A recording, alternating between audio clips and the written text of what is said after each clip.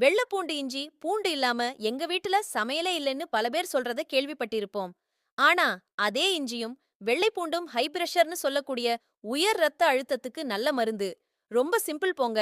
தினமும் வெள்ளை பூண்டை வேக வச்சோ தீயில சுட்டோ சாப்பிட்டுட்டு வந்தாலே ஹை பிரஷர் குறையறதோட இதயத்துக்கும் ரொம்ப நல்லது. அதாவது ரத்த குழாயில படியக்கூடிய கொழுப்பை இந்த வெள்ளப்பூண்டு வெளியேத்துறோம்னா பாத்துக்கோங்க. பச்சையா சாப்பிட்டா அதிக பலன் கிடைக்கும்னு நினைச்சி சில பேர் வெள்ளை பூண்ட பச்சையா சாப்பிடுவாங்க. அது நல்லதில்ல. அதுல உள்ள அமிலம் நேரடியா வயித்துக்குள்ள போனா நிச்சயம் கூடுதலா பிரச்சனைய உண்டு பண்ணும். எதை எப்படி சாப்பிடணும்னு ஒரு வரைமுறை இருக்கு. அத ஞாபகத்துல வச்சுக்கோங்க. காலரா, நிமோனியா காய்ச்சல் வந்தா பூண்டுச்சாரோட தண்ணி கலந்து குடிச்சிட்டு வந்தா நல்ல நிவாரணம் கிடைக்கும். அது மட்டும் இல்ல, வயிறு உப்புசம், பக்கவாதம், இதய நோய், வயித்து வலி மாதிரி பல நோய்களுக்கு வெள்ளை பூண்டு நல்ல மருந்து.